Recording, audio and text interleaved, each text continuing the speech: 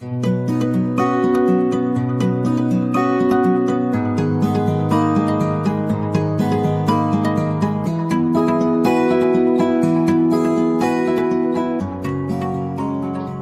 everybody, it's Kat, and I want to welcome you to this episode of Backstory Sessions. I'm joined today by my co-host Matt. Hey Matt. Hey, Kat. Hey, everyone. How are you? Oh, exciting. We have a two-time guest with us today. Yes, Will Wesley coming back for more. Yeah, I mean, most people can't handle it, so Well, I mean, we've had a back a lot of second time. we've had a lot of return guests, though. I think. Only the strong come back. Right, right. Well, Jeff Rasley, he's been on 4 times, and Okay, go ahead and bring him up because you got in his book, and I yet am yeah, not there. But I do have an idea. So, Jeff and Matt, I will be in the next book some way. well, potentially, we'll see. Yeah, I have some wisdom. So, Yeah, but I thought he said the next book was going to be something entirely different. well, he did, but I mean, he'll do another wisdom book, and somehow my wisdom will get in there. All right. Well, we'll have to keep our eyes out for it. Don't take my hope away. Right, right. Keep hope alive. Well, it's interesting always when we have someone that we've talked to before kind of catch up. It's like, well, recently I had that experience actually, at Boxes, which is the play that Tri County Mystery Meets is doing in July, the drama. Mm-hmm. We had a targeted audience of reading, and classmates that I had not seen in, decades came to this. And, it was like really great to catch up. And, it's like with some people, you just pick up where you left off. It doesn't seem like any time has passed, Right. even though it's been decades. So, with some guests, it's like that too. It's like, like Rick Cosnett when he's on, it's always like, hey, Rick, Yeah. and we just like all, just start talking as if we have never stopped. Right. Yeah. So how did how did that go with your classmate? I mean, Well, it went great. I think watching Boxes, brought a lot of feelings and experiences that we have had since we last saw each other. mm-hmm. And, so in that way, it was like, I mean, I don't know, in a full circle, I guess, in a way, because, Yeah. we knew each other young, and like when you're a teenager, I'm calling that young because it seems like young. Yeah. So you know each other at birth or 4 or 5, but as teenagers, Right.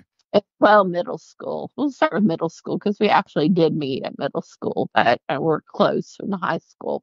And then we went to the same college. We were both in the music program there, and went to other events, and we're really close for, some years after. And Mm-hmm. then it's like, I think we were trying to figure out, it's probably been like 20 years since we had seen each other. Wow. So, it was interesting to use Boxes to be like a springboard of, I went through this, or, this happened in my life, how I related. And Yeah. so it brought up, it was a good way to catch up because of the content of the play. So was there anything that you learned that was surprising?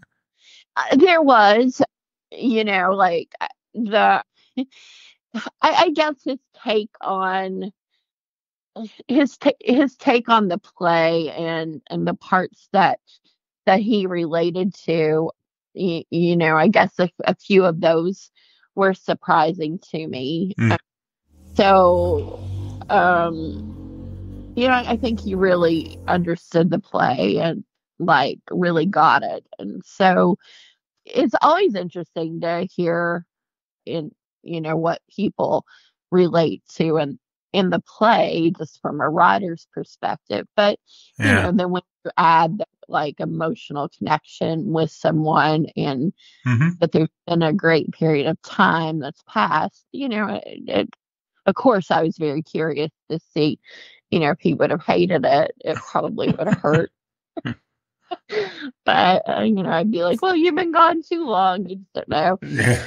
But he did say that plays like this was the first play reading that he had ever been to. Hmm. So he did not know what to expect. And he was really, he had seen like some of my plays performed, so he had been to plays but never to a reading like Right. this, where people actually, have the talk back and all of that after. Hmm. So, he was really pretty impressed with it, and was a great, great event in that way. Well, that's good. I mean, yeah, you got to get some feedback on the play, which has not been performed yet. Is that true? That is true. That was the very first time that, an audience has seen it.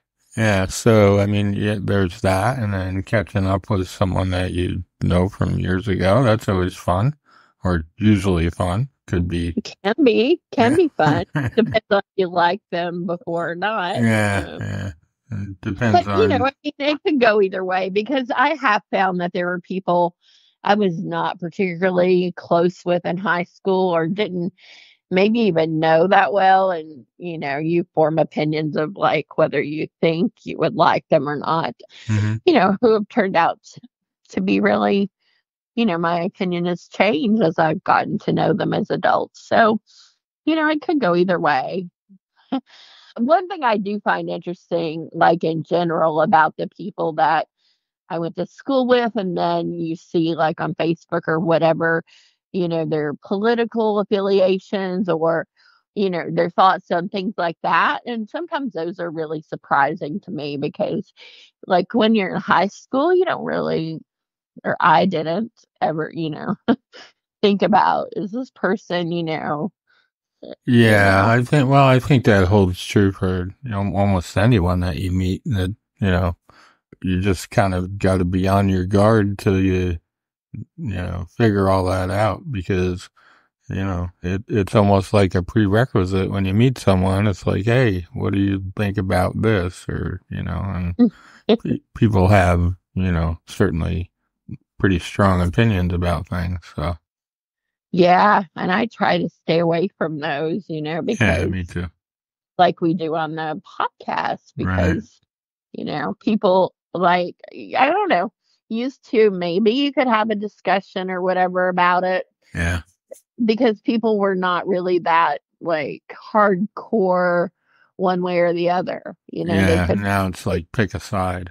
So yeah. Now it's like, yeah. okay, it's like sports teams or something. It's like you're for the, the Yeah. it's like it really, it is like that, and people are just like, oh, if you're that way, I'm deleting, I'm Right. unfriending Yeah. you. Yeah, Silliness. Yeah. Anyway, yeah, let's talk to Will and we'll see what he's been up to and what he's got going on.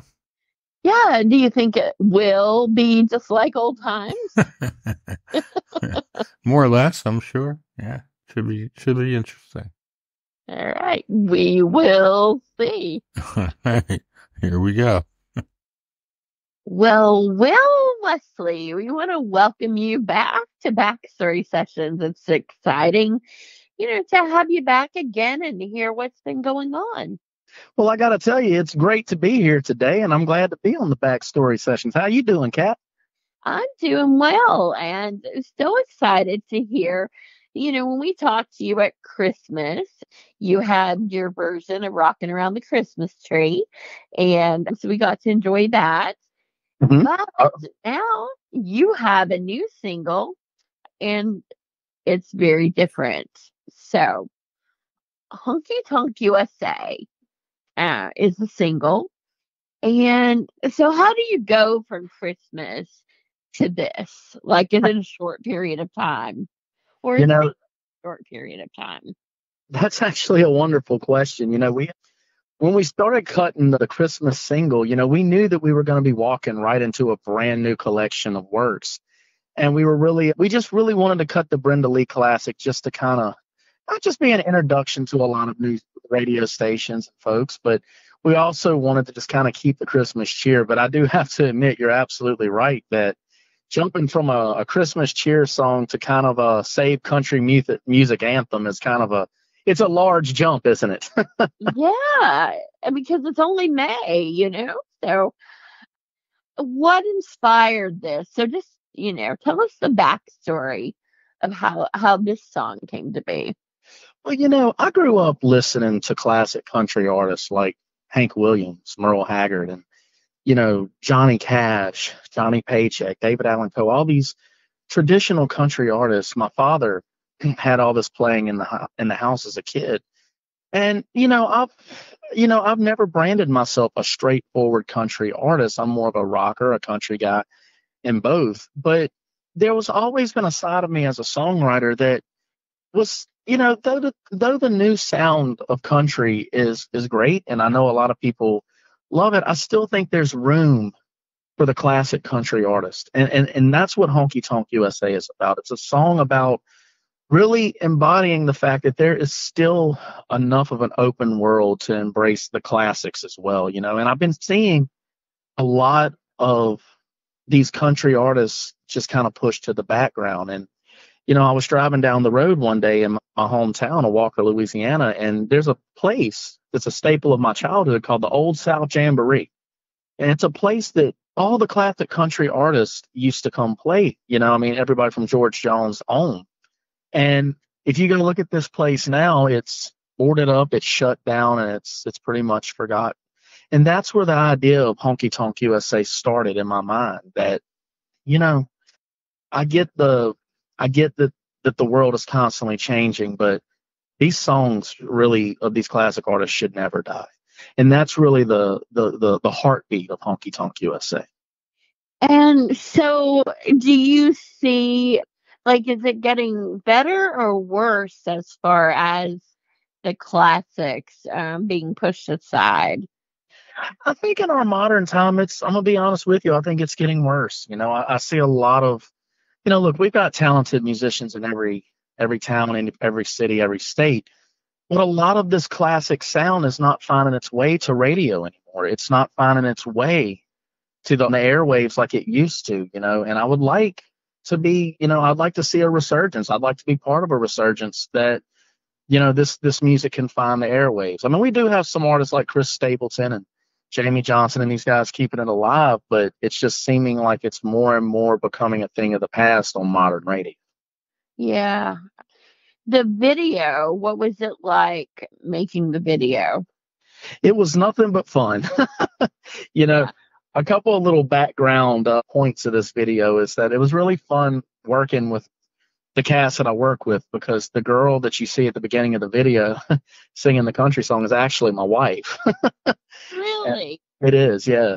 And also the kids that are doing the selfies and playing the guitar, those are actually my children. So to be able to put them in the cast and in the music video was really fun, and to see them kind of get in front of the camera and really come to life, that was just a magical thing.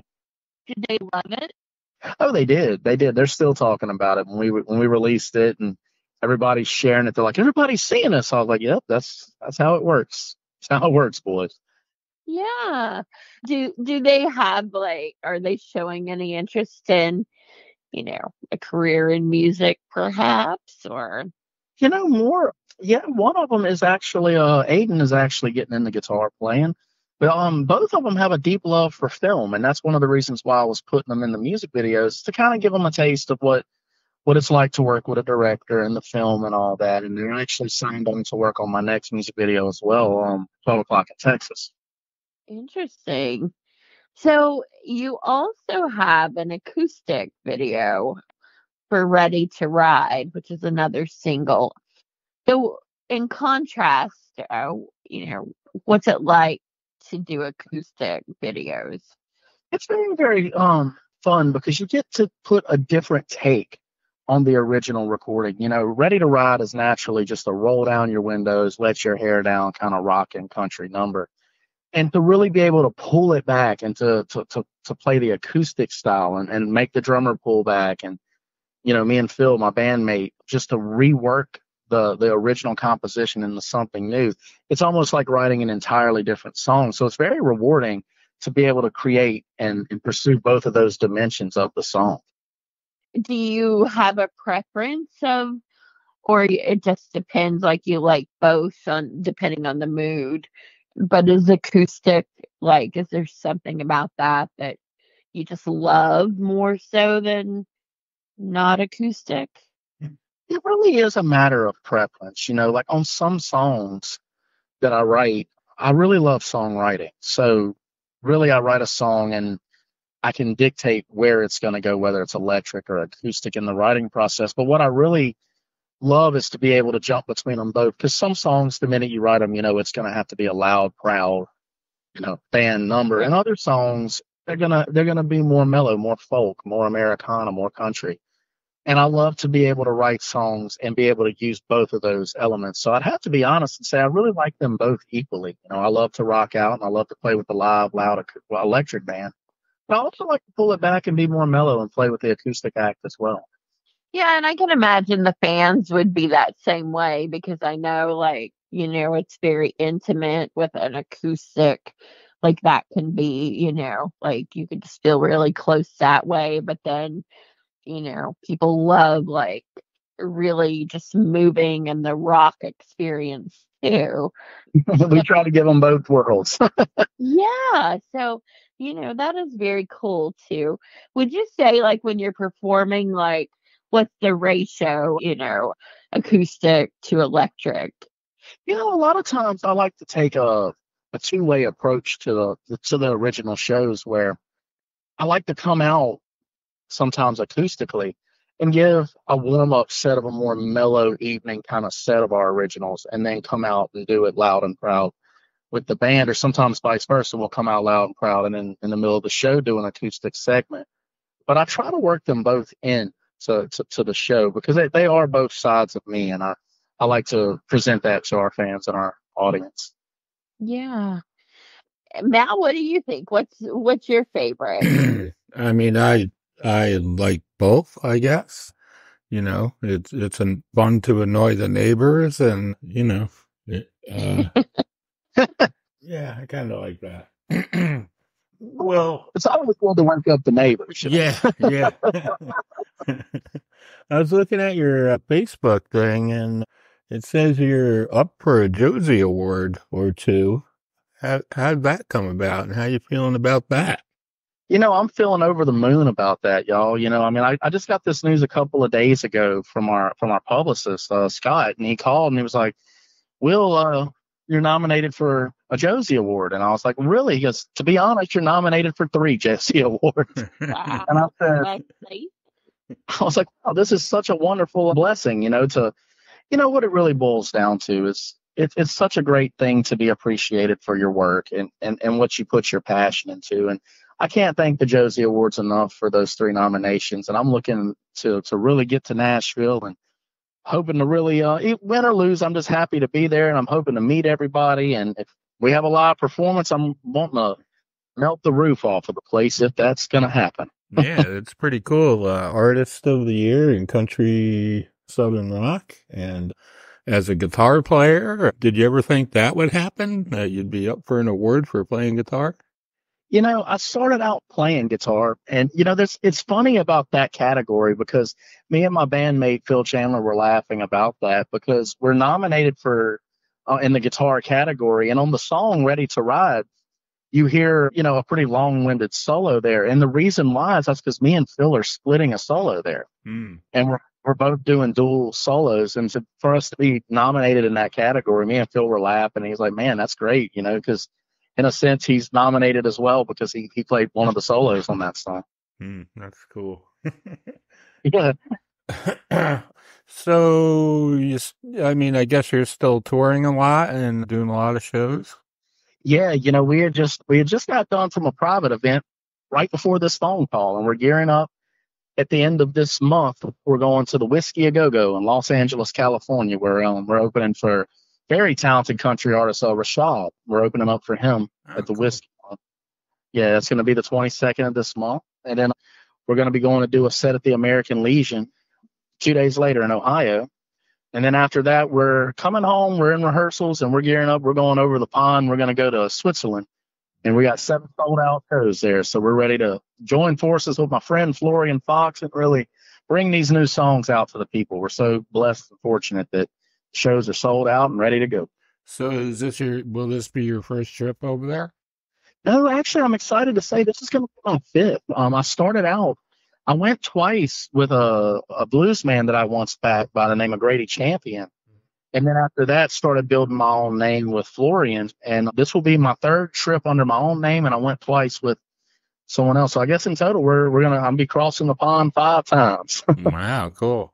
Are you going anywhere else in Europe while you're out there?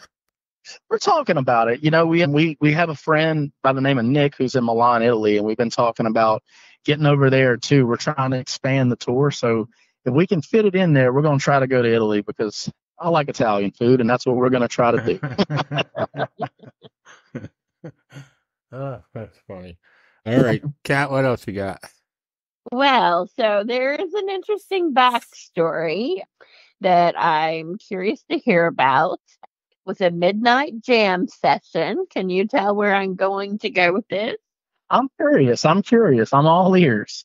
Okay. So I'm told that you were in like a dimly lit little bar in Nashville, and it was like in the evening, and a mysterious figure appeared and handed you a guitar. Oh, yes. Now I know where you're going with this. Yeah, this was actually a very interesting story. One time I was in Nashville and it was a dimly lit club. And, this is the craziest story. Me and Phil were doing a small little set, and this fella just walks up and gives me a guitar. And I was like, what? And he's like, I heard you play guitar, and I just feel like this is probably the best that I'll ever hear this guitar sound. So I'm giving it to you.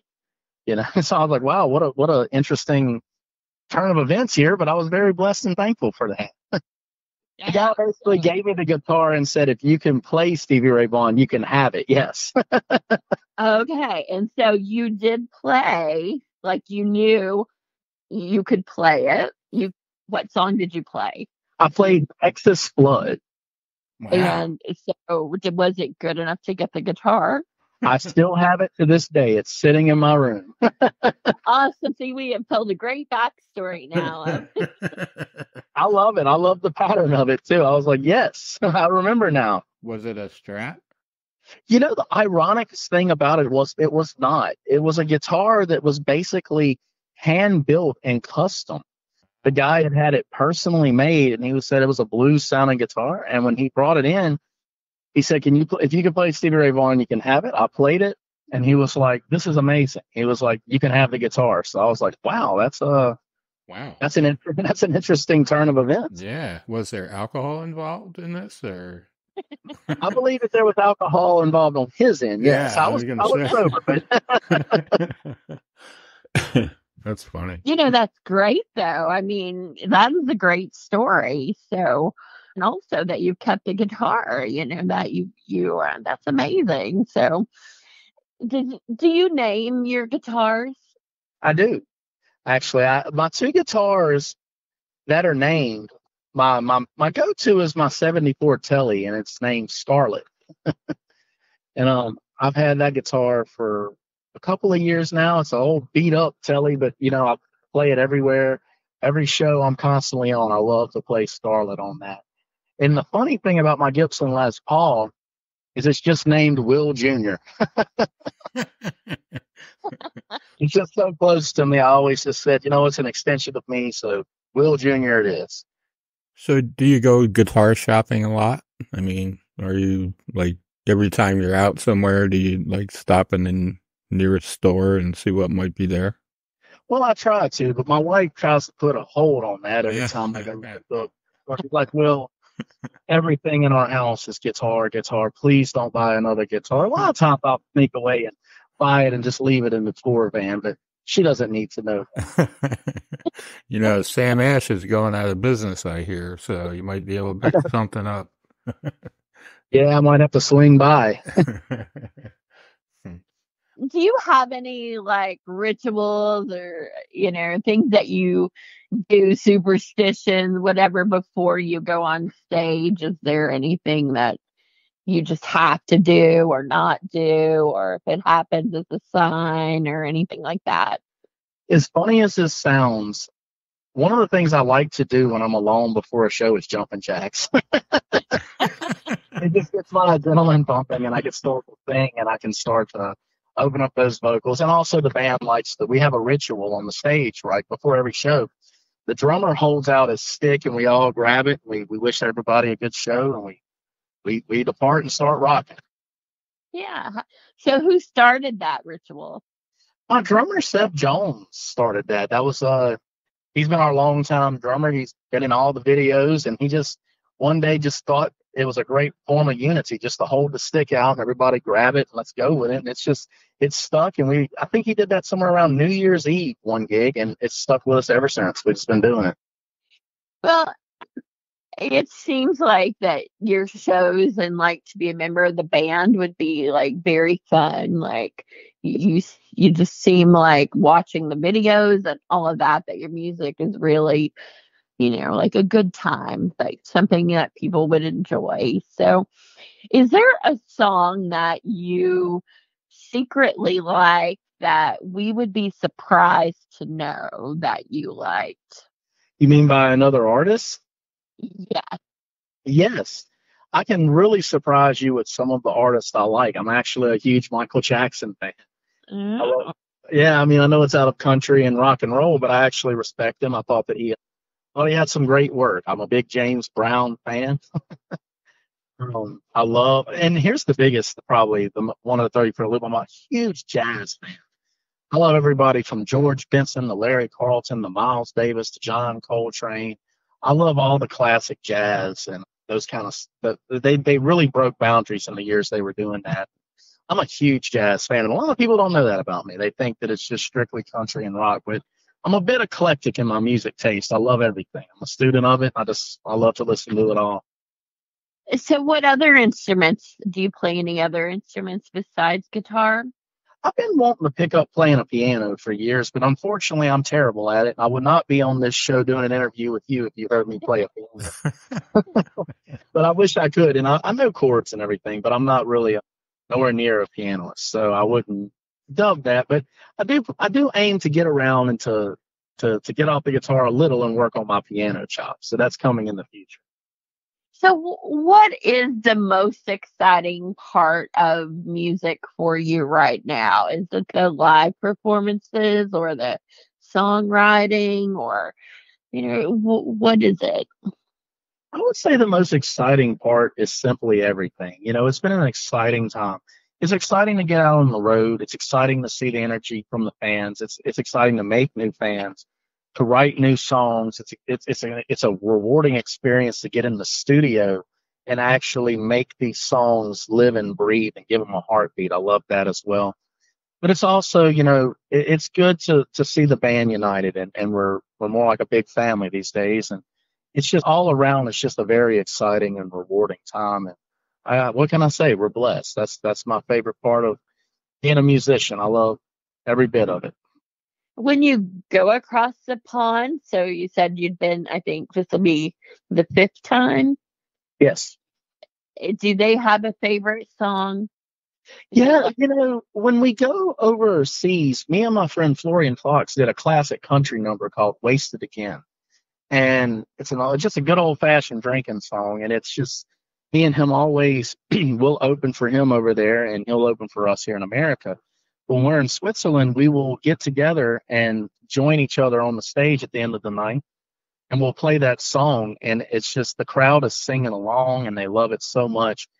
I'd have to say it's a staple there, but I'm about to replace that because a lot of people don't know me and Florian have another duet in the works. I'm even going to debut it on this show. We got a tune called Time's Catching Up to Me, and it's We're gonna release that in Switzerland very soon, and I'm hoping it's gonna win the hearts of my European friends.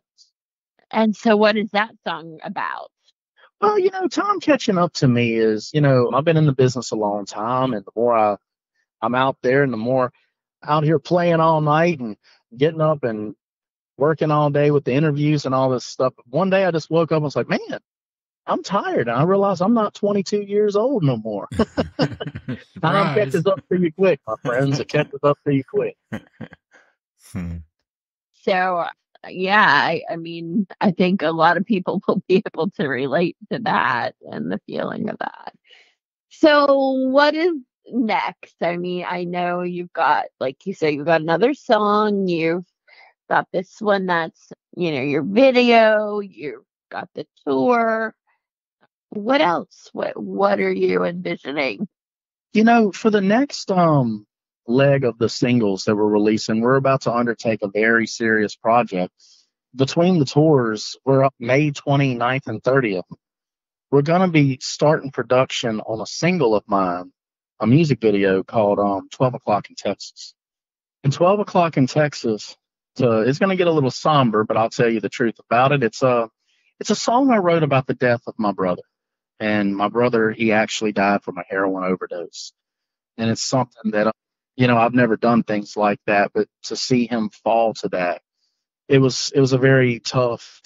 And me and Phil Chandler sat down. We were on tour in Texas one day, and we wrote this song together about the memory of my brother and how I was feeling in the aftermath of his passing. And we have used that to turn around and partner with Red Ribbon on a drug awareness campaign to talk about, the perils and the pitfalls of drug addiction.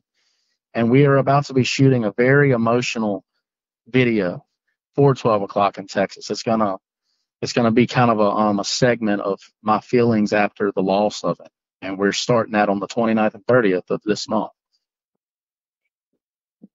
How do you prepare yourself for that emotional part? Ever since Daniel's passing, it's been an emotional growth and trying to get to a place where I can talk about this with friends and fans and try. And, after his death, I realized that music's not about the ego. It's not about popularity or the money or the fame or the women or all these things that people say it comes with. It's about using the music and your artistry to really try to make an impact and a change in the world around you. And, we're hoping to use a song like this to really help people, whether you're an addict or whether you're someone who cares for an addict. We want to use this song to encourage optimism in that field, because this is a problem in our country beyond just me. It happens to a lot of other people, and we really want to use that message. So to prepare for it emotionally, I've been really, really writing the script and really taking the time to try to hash it out to be very relatable to the viewers, and I think that after a couple of years after Dan's death, we lost him in early 2021, I think I'm ready to act this role out and to put this music out there for the people and do interviews and talk about this kind of awareness. I'm ready to do it, and I'm hoping that it helps people out there. Yeah. And so, where are you shooting this video? We're going to be shooting it in different parts of Louisiana, mostly probably between the Baton Rouge area and my hometown of Walker. We may get a little bit on the outskirts, but we're going to try to keep it consolidated, and we're going to try to bring one thing about my music videos is I love to use fans as supporting actors in different roles in the videos to give them some exposure. So I usually let my fans come in, and we will work together on that. And also I'll have my own stepchildren in this video. So it's going to be filmed right here where we can bring in local fans and personal people close to us. So we're ready to start on production.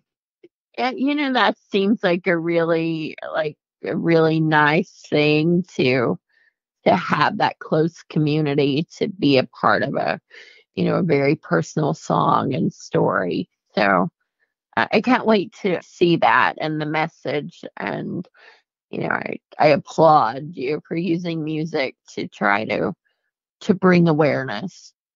Well, thank you for that. And I applaud y'all for bringing artists on your show and and taking the time to let that artist express who they are. I know y'all do it with more artists than just me, and I want to thank y'all for keeping the music alive and helping these artists to have a voice. That's a very special thing, and please keep up the great work on that. Oh, thank you. Yeah, thank you. We appreciate you saying that. That's really nice. Oh. So we're going to let you go now. We appreciate you coming by and talking to us and telling us all about what you're up to. And we hope you come back soon and, keep us in the loop. Let us know what's going on. Hey, I would love to come back on the show, and I thank y'all for having me. And let's stay in contact. We got a lot going on, and I'd like to come back and share it with y'all. Yes.